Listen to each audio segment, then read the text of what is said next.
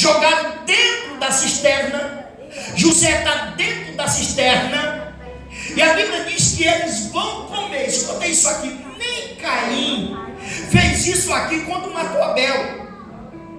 Mas quando jogaram José dentro da cisterna, eles sentaram, comeram pão, se alegraram, riram e ali se divertiram da forma que eles quiseram. E quando eu comecei a meditar nisso aqui, eu disse: Deus do céu, perceba que eles estão festejando, eles estão se alegrando com agora a situação que José está vivendo. Glória a Deus. Só que nesse momento a Bíblia diz que uma caravana, olha para cá, de ismaelita, eles vão passando. Esse ismaelita eram mercadores. Esse ismaelita era parente de José. São filhos de Abraão com Quetuda. Midian, os midianitas, os ismaelitas são descendentes de Abraão. Esses mercadores, eles iam passando. Quando eles perceberam, disseram. Aí Rubem disse: não vamos matar. Só que há uma preocupação no coração de Rubem, porque Rubem é o filho mais velho, é o primogênito. Rubem está dizendo: se matar meu irmão José, aí eu vou receber a culpa total. Então Rubem tem medo de receber a culpa total. E o que vai acontecer entre os irmãos? Eles planejam vender José. E qual é o preço que vão vender José? 20 moedas de prata. Só que os ismaelitas notaram que este valor era um valor menos do valor de um escravo. Por que, pastor? Porque um escravo naquela época, o valor de um escravo era de 30 moedas de prata. Estão vendendo José por 20 moedas de prata. Quantas moedas? 20 moedas. Então dá para se notar que é um valor menos de um valor de um escravo. Eles venderam José. Os ismaelitas compraram, arrancaram José de dentro da cisterna. E a Bíblia diz que levaram para o mercado no Egito. José está sendo levado como escravo. E a Bíblia diz, querido, que quando ele chega no mercado, aí chega um homem por nome de Potifar. E eu gosto disso aqui, que José está lá no mercado para ser vendido como escravo.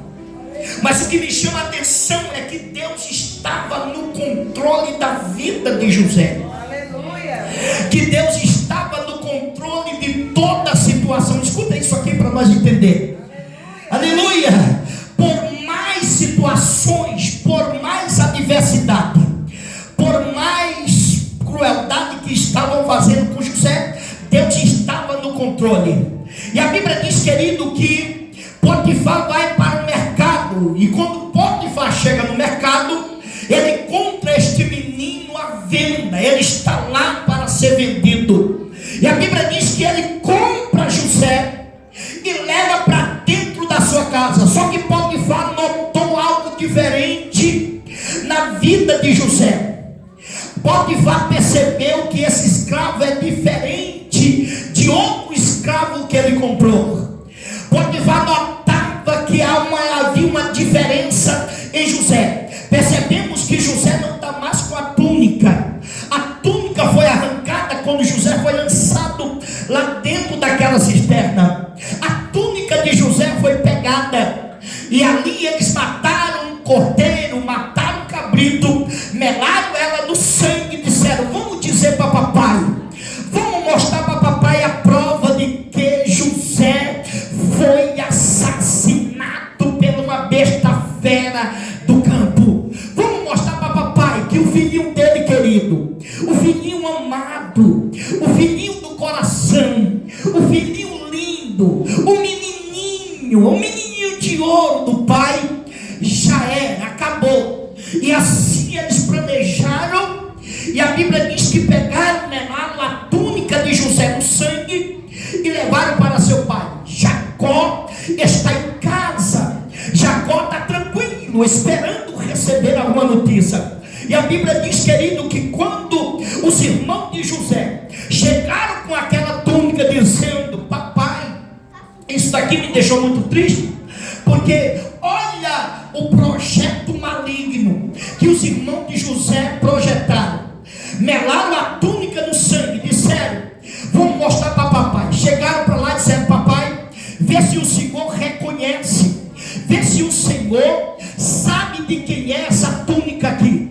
E a Bíblia diz que naquele momento, agora quando ele chega e que dá uma olhadinha na túnica, Jacó, ele olha a túnica e percebe, diz assim: essa túnica aqui é de meu filho José. Essa túnica aqui é a que eu dei para José. Então eles perceberam aqui que a túnica que José recebeu, que ele deu para José, era a túnica que estava cheia de sangue. Os irmãos de José disseram para Jacó: pai, uma besta fera do campo saiu e devorou José, acabou com José, papai.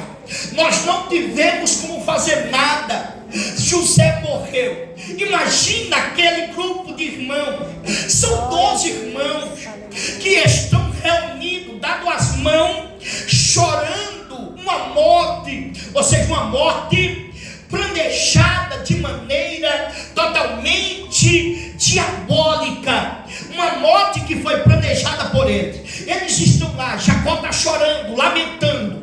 Jacó está chorando, porque pai que ama filho é assim.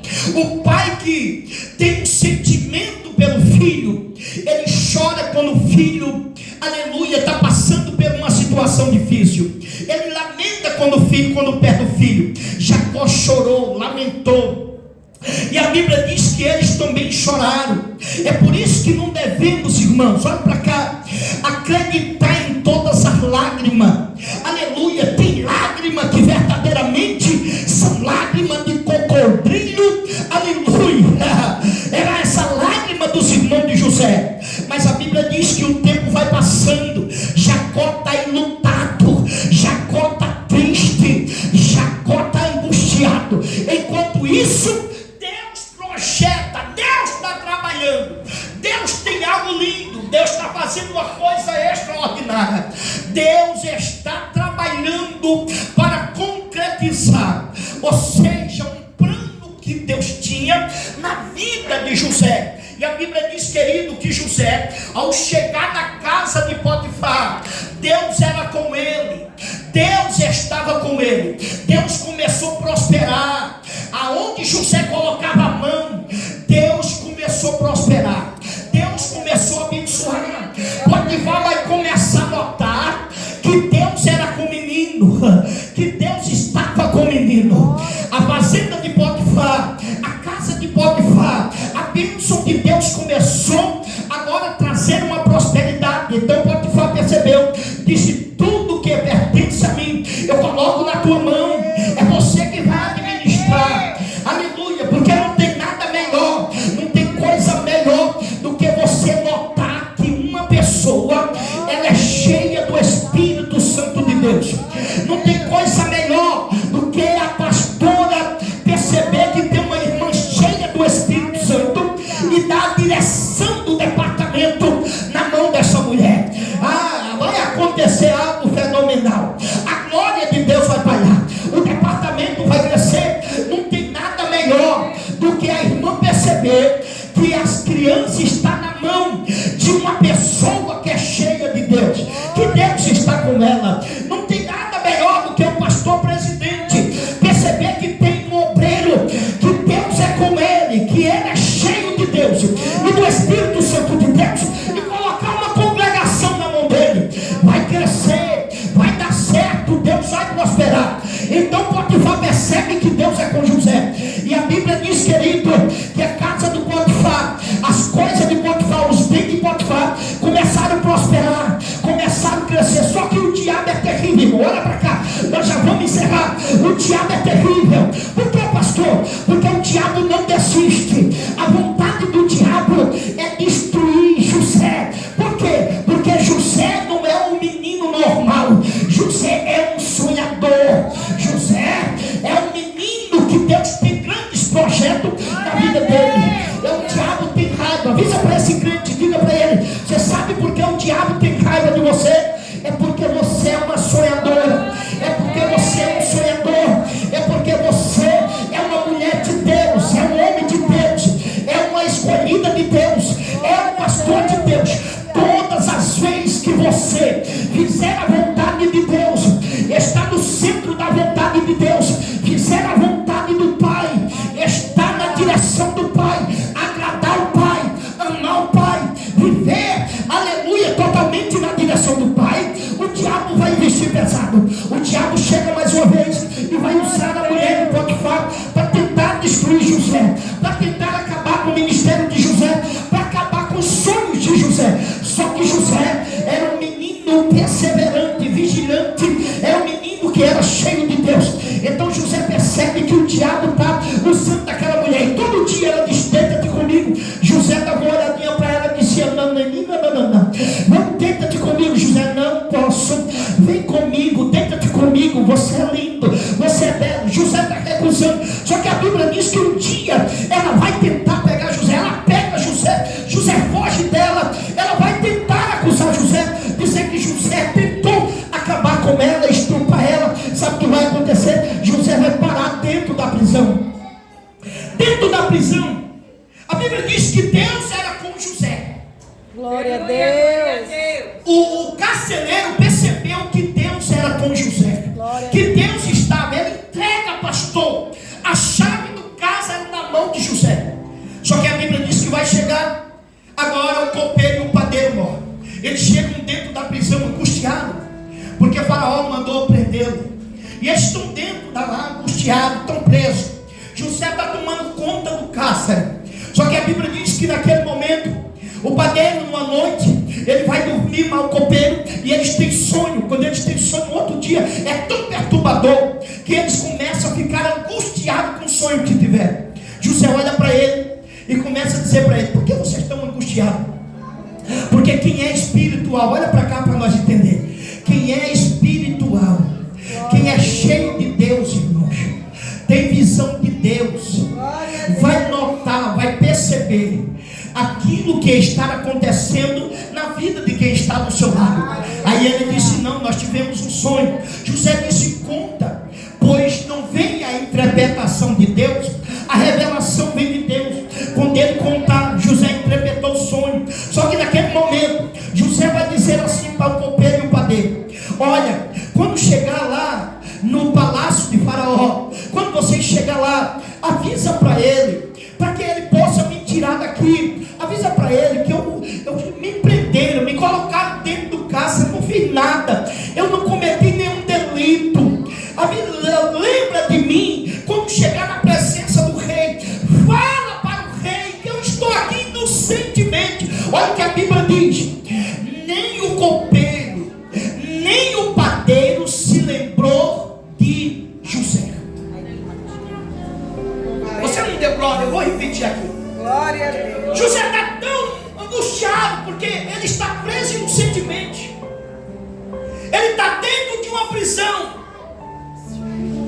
Ninguém se comove com ele, ninguém faz nada com ele. E ele diz assim: lembra-te de mim. Aleluia. Quando chegarem lá na presença do rei, conta para o rei que eu estou aqui inocentemente. Aleluia. Só que a Bíblia diz, escuta isso, que nem o padeiro e o copeiro se esqueceu de José. Aleluia. Mas você sabe o que é mais interessante? Enquanto o copeiro e o padeiro se esqueceram de José, há um Deus no céu que não esquece de um escolhido seu. Não, você não entendeu. Enquanto o copeiro e o padeiro esqueceram-se de José, o Senhor se lembrava dele. Olha para mim, por que você está preocupado? Porque muitas das vezes a gente se preocupa, a gente acha que disse: não, eu falei para fulano lembrar de mim, aleluia, para contar alguma coisa a respeito, mas as pessoas estão me esquecendo. Escuta isso aqui: o homem pode se esquecer de você, o amigo pode se esquecer, a amiga pode, o pai pode, a mãe pode. O profeta Isaías, no capítulo 50, 59 e versículo 14, ele diz assim: mas se disse, o Senhor se esqueceu de mim, o Senhor me desamparou. Aí Deus toma a boca do profeta Isaías dizendo: pode uma mãe que amamenta seu filho, o filho do seu ventre, se esquecer dele? Todavia, ainda que essa venha se esquecer, diz o Senhor nesta noite, eu todavia, levante a mão que eu vou profetizar. Todavia eu, o Senhor, não me esquecerei de ti. O Senhor não se esqueceu de você. Eu não sei em que situação, eu não sei em que vale, eu não sei em que caverna você se encontra, aonde você está, que situação que você está passando, mas nessa noite o Senhor me trouxe aqui no dia dos pais para dizer para você: o Senhor não se esqueceu de você, o Senhor não esqueceu das promessas que me fez. Há uma promessa de Deus, há um agir de Deus. Levante a mão que eu vou profetizar. O diabo pode até estar achando que você está esquecido, mas nessa noite Deus manda te dizer: eu não me esquecerei de você. Nesta noite eu estou me lembrando. Escuta isso. A Bíblia Sagrada, a palavra de Deus, escuta isso.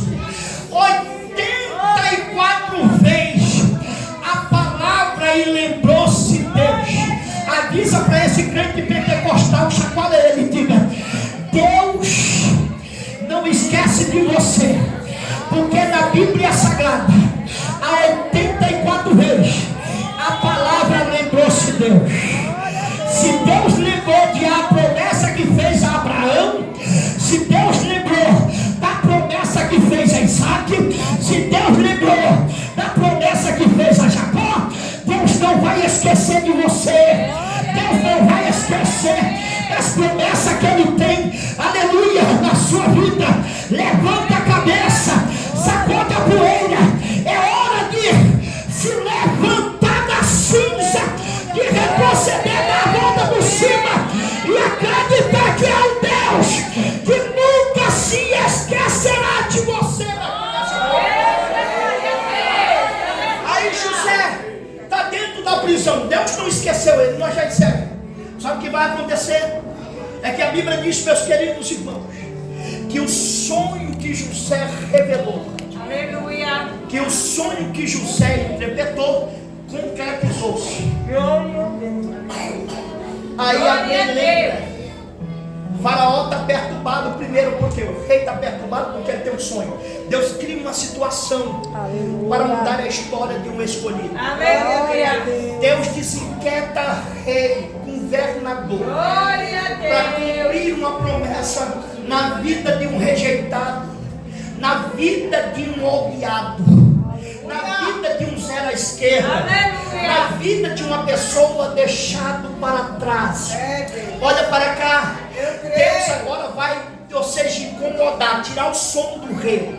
Deus agora vai incomodar o rei. O rei tem um sonho, manda trazer os intérpretes, mas ninguém dá interpretação. Vem os magos, vem os adivinhadores. Ele manda contar o sonho, mas ninguém diz assim: a gente não sabe, a gente não conhece, a gente não decifra. E ele está dizendo: se vocês não contar, se vocês não revelar esse sonho, então vai ficar um negócio pior